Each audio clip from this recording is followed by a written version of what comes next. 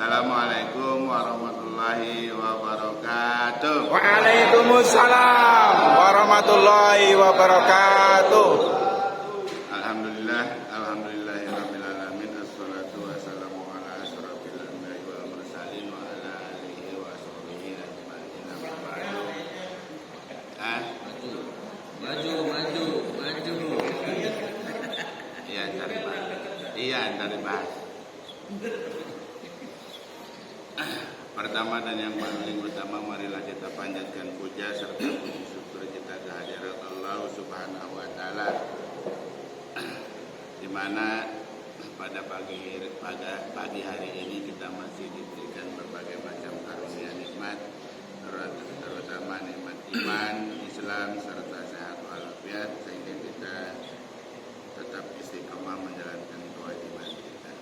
Salawat serta salam tidak lupa kita aturkan kepada junjungan kita Habibana wa Nabiyana Muhammad Sallallahu alaihi wasallam, yang telah membawa kita ke jalan yang terang benderang kepada keluarganya, sahabatnya, dan semoga kita benar-benar amin. amin ya Allah ya rabbal alamin. Bapak-bapak, ibu-ibu hadirin yang dimuliakan Allah Subhanahu wa taala.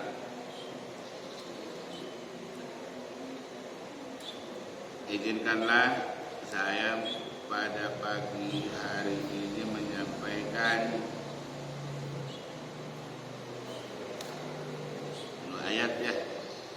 dua ayat dari Quran surat Ali Imran ayat 14 dan 15. A'udzu billahi minasy syaithanir rajim. Bismillahirrahmanirrahim.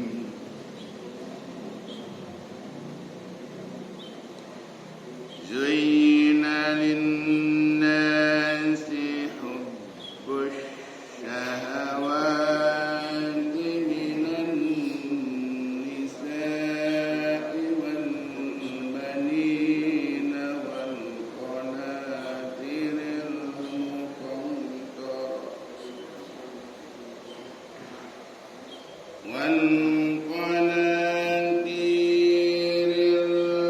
muqantarati minad dhahabi wal fiddati wal khaylil musawwamah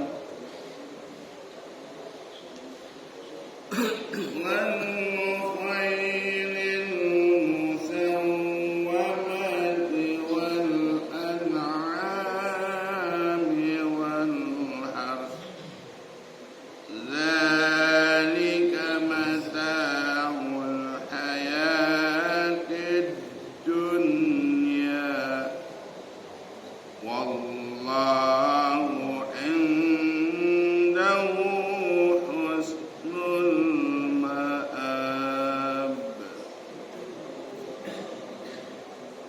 قل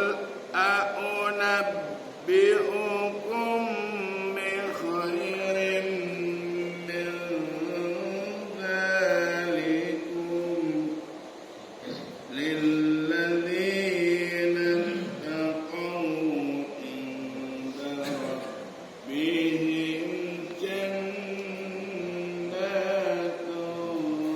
تجري من تحتها الأنهار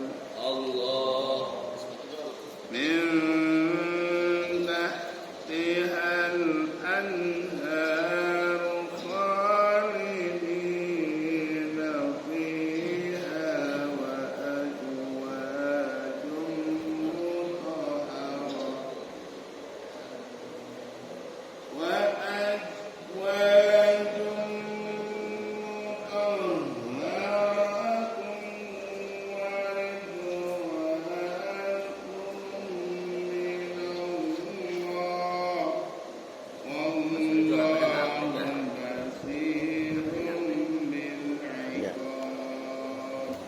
بالعباد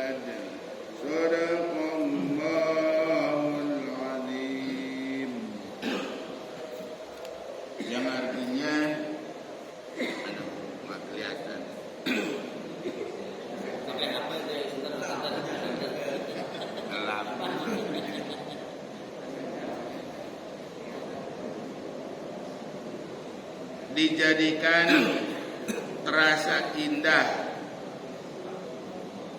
dalam pandangan manusia, cinta terhadap apa yang diinginkan, berupa perempuan-perempuan, anak-anak, harta benda yang bertumpuk dalam bentuk emas dan perak, kuda pilihan, hewan ternak, dan sawah ladang. Itulah kesenangan hidup di dunia, dan di sisi Allah lah tempat kembali yang baik. Ayat 15-nya, katakanlah, maukah aku kabarkan kepadamu apa yang lebih baik dari yang demikian itu bagi orang-orang yang bertakwa? Tersedia di sisi Tuhan mereka surga-surga yang mengalir di bawahnya sungai-sungai. Mereka kekal di dalamnya, dan pasangan-pasangan yang suci, serta ridho Allah, dan Allah Maha melihat hamba-hambanya. Shadaqallahul adzim. Sudah dibacakan ayat Al-Quran serta artinya dari Ali Imran ayat 14 dan 15. Udah paham ya semua ya? Dari apa yang dibacakan ini, ya mana ini? Siap-siap. Nah tadi katanya nggak kedengeran. Kalau ngaji pada zaman Rasulullah itu nggak jauh-jauh begini, enggak. Jadi kadang-kadang Rasulullah itu ada di depan begini, terus di sini. Ada kadang-kadang Rasulullah itu di tengah dan membuat lingkaran. Dan lingkarannya itu antara ini nih dengan sampingnya itu beradu. Iya, bersatu. Lah ini boro-boro.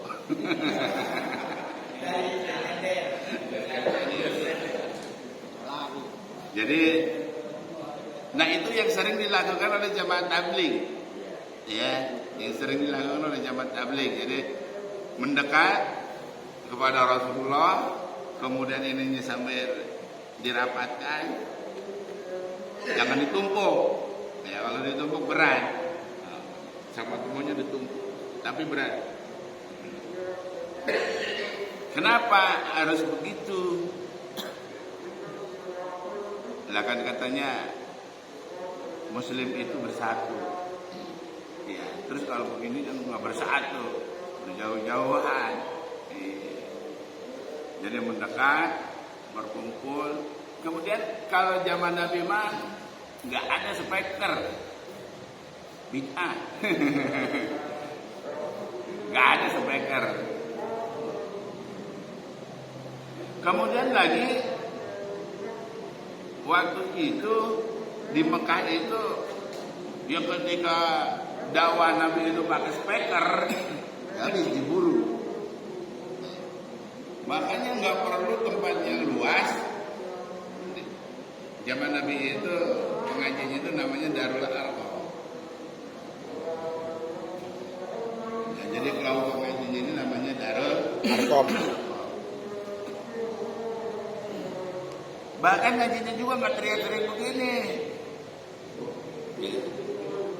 pelan.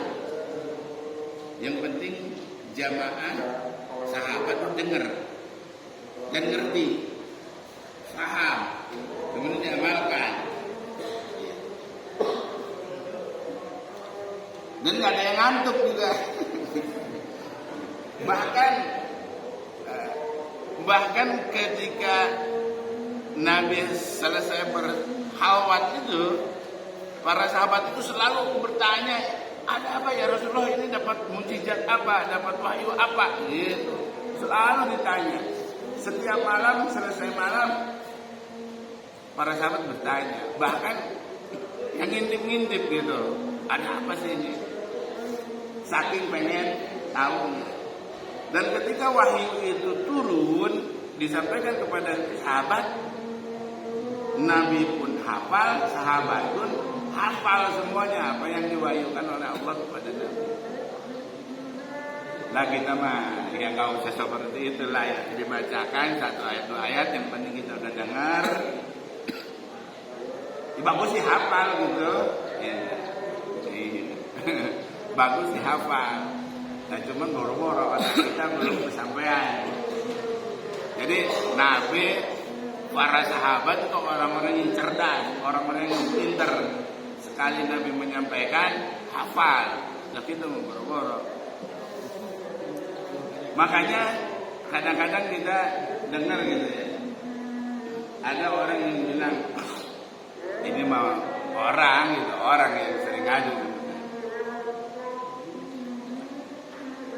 Jadi ini nyeleweng dulu dari ayat ini ya. Masalah musik nih, masalah musik. Kemarin-kemarin udah diomongin masalah.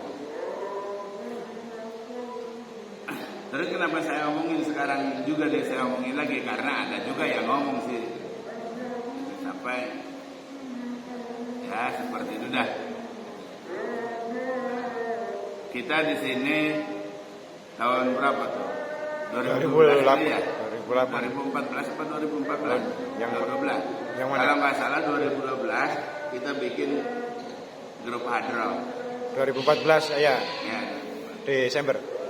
Iya.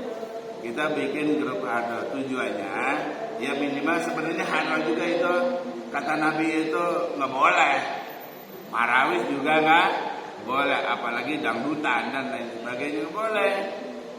Kenapa nggak bolehnya? Bukan itu musik itu nggak boleh, ya. Ya boleh-boleh aja, bahkan Al-Quran itu menyuruhkan bacalah Al-Quran dengan dihiasi dengan suaramu. Artinya suaranya harus indah, enak didengar, merdu. Tapi baca Al-Quran nggak usah pakai musik kali. Itu nggak boleh, bahkan dikatakan haram. Kenapa? Karena pada zaman itu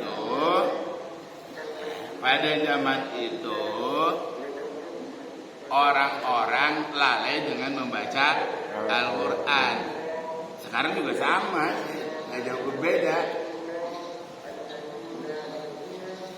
Baik itu kita melakukannya ataupun kita mendengarkannya.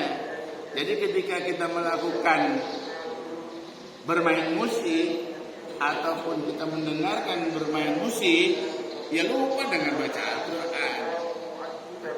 Kenapa Nabi melarang? Karena supaya Al-Quran itu dibaca dan dihafalkan. Nah kita mau boro-boro, ya, boro-boro dihafalkan. Iya, dibaca pun jarang. Kita baca Al-Qurannya pada saat sholat. Itu juga kalau yang baca imam doang yang baca, amumnya dengerin. Iya. Giliran imamnya bacanya salah, kita bengong, nggak bisa benerin, karena nggak apa. Nah, kenapa saya ngomong begini? Karena kemarin ada yang ngadu sama saya. Ada punya tetangga, kita lagi latihan hadroh, dibilangnya berisik, emang berisik. Ya, main hadroh mau berisik, mana ada main hadroh sunyi. Dia bilang begitu, anak-anak berisik ini main hadroh mulu. Padahal dia sendiri dengerin musik, ya campur sari.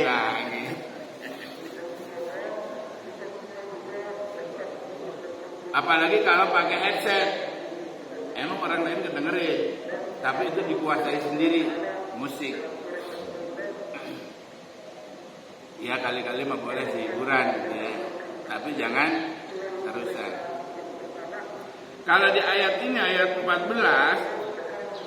ya, di ayat 14 itu kecintaan ya. Ngomongin masalah kecintaan terhadap perempuan ya. Kemarin udah dibahas kalau masalah ya. Sama siapa? Jadi ada, jangan sampai kita hubung dunia ya, cinta dengan dunia tapi takut mati. Cinta dunia takut mati. Kemarin itu siapa yang ngebahas? Contohnya cinta dunia itu Pak Hudori ya. Nah, ketika sholat lagi nyuci motor, Pak Hudori ya. Yang Itu berarti kita cinta dunia. Lagi datang waktu sholat lagi nyuci mobil. Maksudnya kalau waktu datang sholat langsung kita sholat, jangan ditinggalin. Oh, bukan Pak Hudur juga, yang Kiai apa Khalili kemarin yang di acara Pak malam ketiga. Ahmad Sukoyo ya. Malam Abad. Di sini disebutkan cinta perempuan, anak-anak, harta benda yang bertumpuk-tumpuk dalam bentuk emas dan perak, kuda pilihan, hewan ternak dan sawah ladang. Di sini nggak ada mobil, motor nggak ada, kan belum ada gitu. Iya.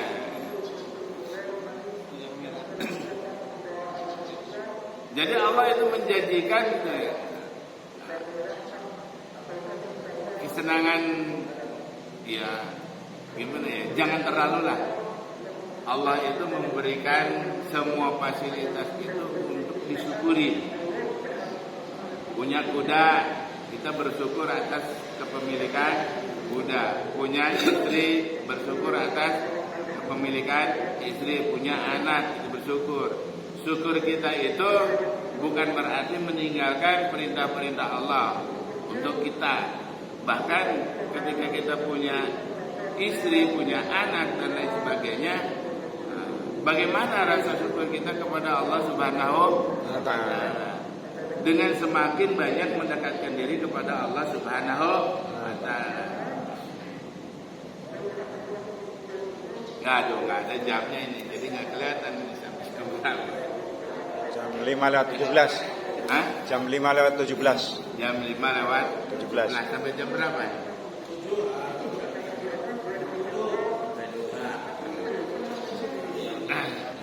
Nah, setelah balik lagi setelah tadi saya informasikan tentang ngaji harus deket-dekan, kira-kira ini mau jauh-jauhan lagi atau mau besok mau deket-deketan nggak? Sekarang kan nggak ada senderannya tuh, di bawah juga udah nggak ada senderannya, jauh banget senderannya, sama dengan itu tuh ya. Makanya dia berkumpul di sini, biar Pak Sarija juga ngerekamnya. Iya, ini penuh banget, katanya nggak kelihatan renggang-renggang. Iya. Jamaahnya penuh. Kemudian lagi kalau jauh-jauhan itu kayaknya, ya katanya Muslim sesama Muslim, orang beriman sesama orang beriman bersaudara. Nah ini makanya musuh-musuhan. Kalau jauh-jauhan begitu itu kelihatannya musuh-musuhan, bukannya bersaudara.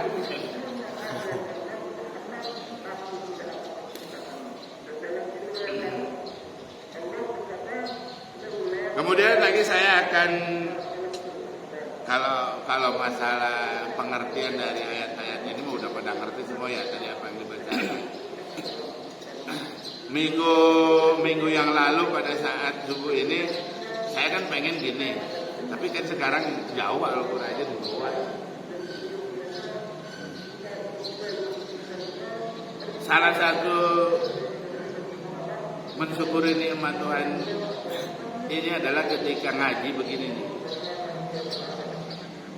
Waktu zaman Nabi bawa Al-Quran nggak? Enggak.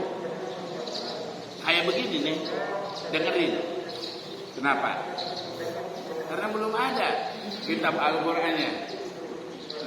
Tapi ketika disampaikan langsung hafal. Karena dihafalin. Ya. Bukan karena terlalu cerdas.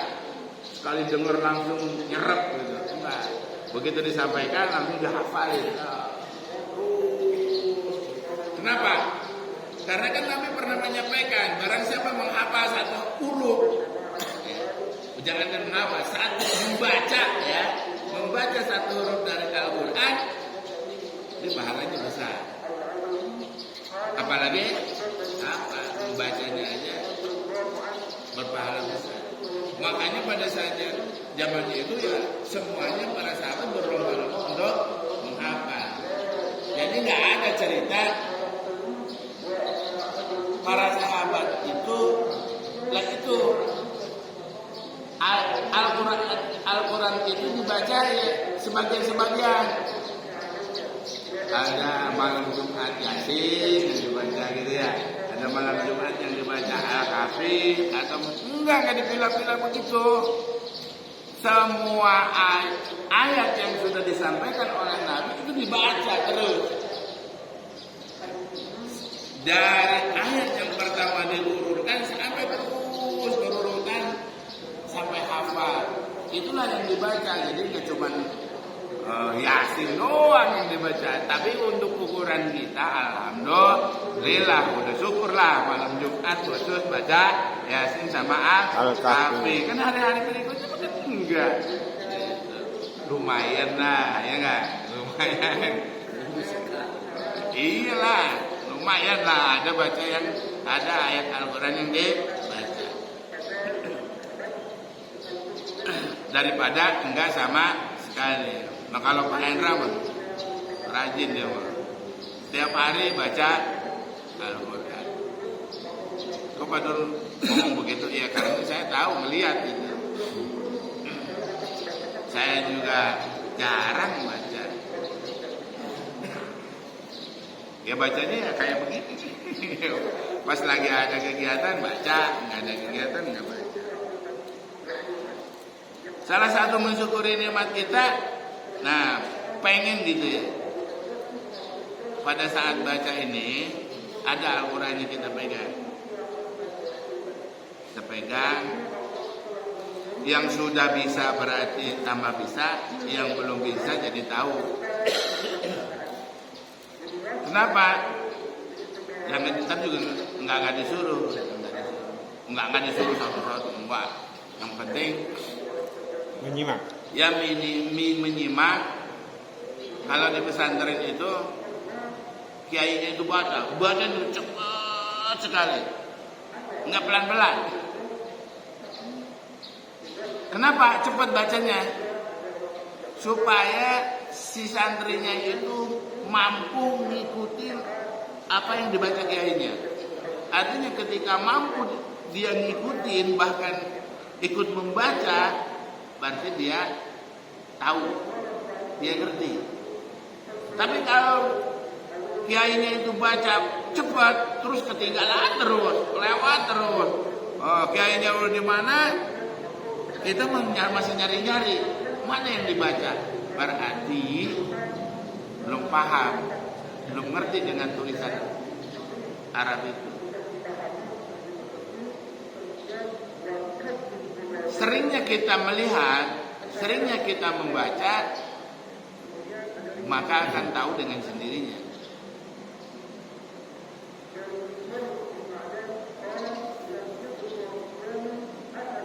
Pak Nurdin sampai hafal tuh Yasin.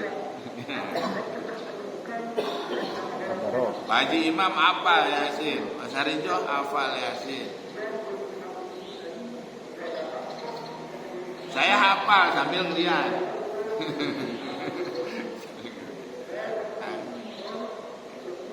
Sambil ngeliat.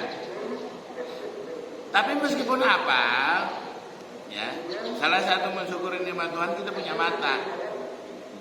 Maka ketika mata kita dipergunakan untuk melihat ayat-ayat Al-Quran, maka mata itu akan menjadi saksi di yaumil akhir nanti.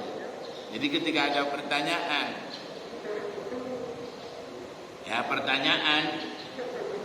di yaumil hisab, Fulan, untuk apa matamu dipergunakan? Untuk melihat cewek-cewek cantik, gitu. Yang ngomong kan bukan mulut kita, mata kita yang akan berbicara. Seperti apa yang disampaikan di dalam Yasin. Lalu Pak Nurdin menyampaikan. Tapi kalau yang di surat Yasin itu bukan mata yang menyampaikan, tangan, dua tangan. Kaki akan berbicara ketika kaki kita dilangkahkan, dipergunakan untuk datang ke majelis ilmu, datang ke masjid, datang ke tempat-tempat untuk beribadah. Pokoknya apapun yang kita lakukan, apapun yang kita pergunakan, apapun yang kita kenakan, kita pakai baju, pakai kain, pakai peci, pakai kacamata, dan lain sebagainya. Pokoknya aksesoris segala menjadi saksi kebaikan kita dan menjadi saksi keburukan kita kalau kita melakukan keburukan. Dan itu harus kita yakin. Bahkan selain semua yang kita pergunakan, selain yang kita miliki itu menjadi saksi, kita juga harus yakin bahwa kita diikuti oleh dua malaikat yang mencatat kebaikan dan keburukan.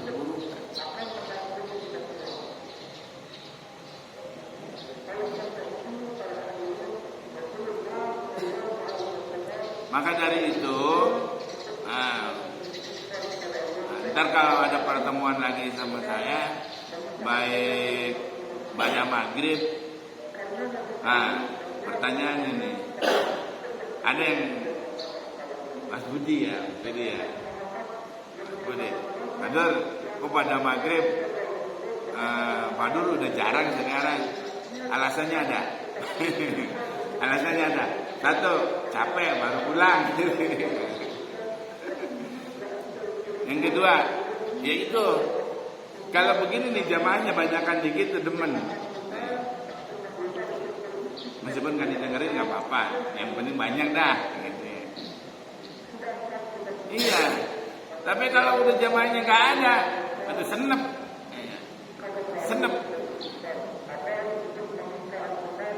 Terus ada yang mengatakan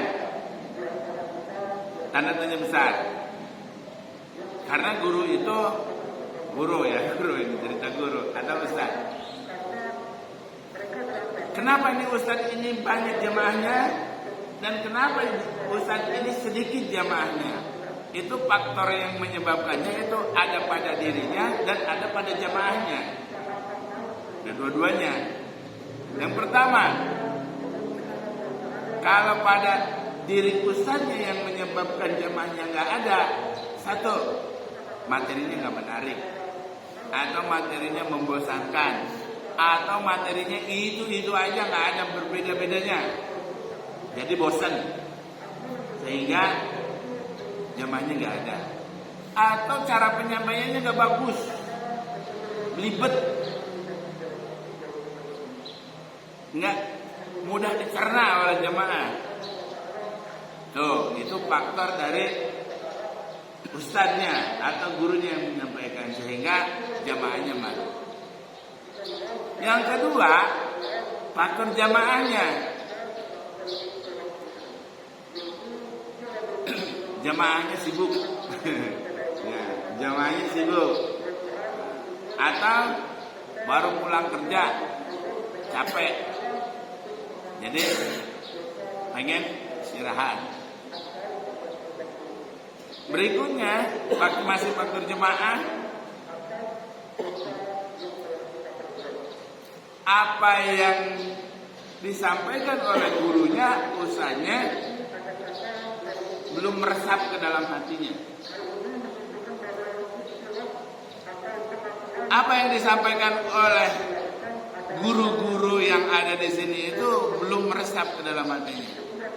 Tapi sekarang saya perhatikan dari dulu sampai sekarang nih, dari pertama adanya masjid ini sampai sekarang, alhamdulillah udah ya lumayan lah, ada perbedaan, ada perbaikan, ada kemajuan.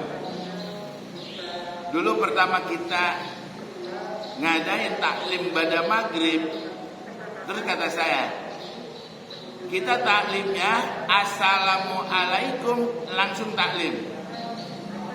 Jadi meninggalkan wirid. Padahal saya udah menyampaikan yang namanya wirid itu pahalanya itu besar. Wirid kan gak lama. Baca subhanallah, alhamdulillah, Allahu akbar, la ilaha illallah, terus doa. Bentar. Kenapa assalamualaikum imam terus taklim? Karena begitu wirid dulu zamannya udah gak ada. Makanya saya minta sama guru ngaji langsung. Tapi sekarang alhamdulillah imam yang udah pergi juga makmumnya masih wirid gitu. Alhamdulillah kan. Imamnya udah pergi, makmumnya masih wirid karena wiridnya belum selesai. Makanya nanti begini, habis wirid langsung doa. Gitu. Jadi sekarang taklimnya setelah doa. Jadi kita harus merubah karakter jamaah itu, harus sedikit demi sedikit. Nggak bisa langsung blek begitu, susah. Alhamdulillah sekarang pada maghrib meskipun imamnya nggak wirid, makmumnya wirid sendiri. Emang zaman Nabi itu nggak ada wirid, makanya masih ada orang wiridan itu bid'ah. Emang zaman Nabi nggak ada wiridan bareng-bareng, nggak ada. Dalam hadis itu nggak ada wiridan bareng-bareng, nggak ada. Terus kenapa kesini-sini itu para wali, para kiai itu mengajarkan wiridannya bareng-bareng? Kalau zaman Nabi makanya sami'na wa ata'na zaman Nabi, ya, dengerin, ikutin kata Nabi, ayat A. Dan di sini kan enggak zaman sekarang, boro-boro A jadi C, bukannya A lagi. Jadi Nabi ngomong langsung diikutin. Lah kita sampai bebusa juga ngomong itu aja kagak diikutin, enggak samina wa ata'na. Jadi percuma imam habis sholat zikir terus dibacain samina wa ata'na. Jadi nggak ngerti itu. Jamaah itu imam suruh samina wa ata'na, dengerin terus ikutin. Imam belum selesai sampai doa jangan dulu bubar, kan begitu. Nah ini mah kagak. Udah samina wa ata'na udah bubar aja. Sibuk. Alhamdulillah sekarang sudah mulai masuk ke dalam.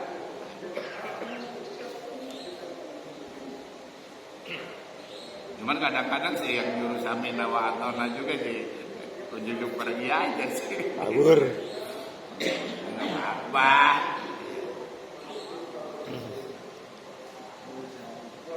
Kata Kiai Haji Ridwan kan ketika baca subhanallah, alhamdulillah, Allahu akbar itu pahalanya seperti haji kan. Kalau saya dulu menyampaikan, sebenarnya ada di Al-Quran, cuman belum nyampe gitu. Ntar saya ngaclok, protes lagi. Ada dalam Al-Quran ini hadis ya, karena dalam karunia Al-Qur'annya ada, hadisnya ada yang menerangkan. Barang siapa yang membaca ba'da sholat, ba'da salam, baca Subhanallah, Alhamdulillah, Allahu Akbar ditambah La ilaha illallah satu kali, itu menurut hadis Bukhari Muslim. Mau ditambahin? Ya monggo. Tapi menurut hadis Bukhari Muslim, wirid ba'da salam itu Subhanallah, Alhamdulillah, Allahu Akbar ditambah La ilaha illallah satu kali. Kemudian doa. Itu pahalanya menghapuskan dosa meskipun dosa itu sebanyak buih di lautan. Buih, itu buih itu busa. Umproh. Warnanya putih ya. Itu kenapa tuh di lautan ada buih itu? Ada sabunnya kali ya.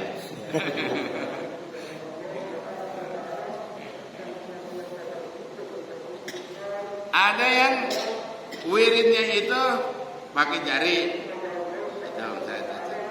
Ini 1, 2, 3, 4. 4 kali 4, 16. 1, 2, 3, 4. 5, 6, 7, 8, 9, 10, 11, 12, 13, 14, 15. Balik lagi ke sini. Berarti 32. Tambah 1, 33. Boleh ya, boleh aja. Kalian pakai apa? Tasbih. Ya boleh aja pakai tasbih. Kalau Kiai Ridwan kudu pakai tasbih aja. Artinya biar gampang hitung. Ini juga udah jelas hitungannya ada. Jadi nggak perlu dihitung. Pakai tasbih. Itu tasbih itu kan menjadi saksi juga. Menjadi saksi kita membaca Subhanallah, Alhamdulillah, Allahu Akbar, La ilaha illallah. Kan menjadi saksi, nggak jadi masalah.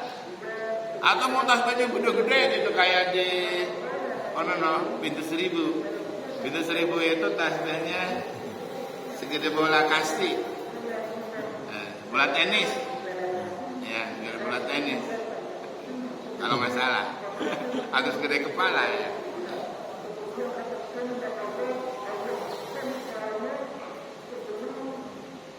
Nah, alhamdulillah sekarang udah banyak perubahan-perubahan. Dan mudah-mudahan seringnya kita taklim, seringnya kita saling nasihat menasihati, memberikan wasiat seperti ini.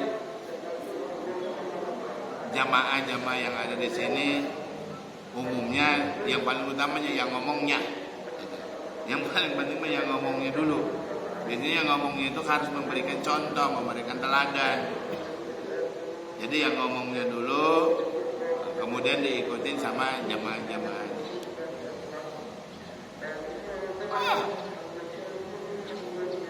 Bisa ngomong doang, sama. Nah makanya kan yang ngomong juga tetap manusia. Ketika salah tetap harus diperbaiki. Ketika diperbaiki ya jangan marah. Ya harus legowo. Jangan pundung. Jangan pundung.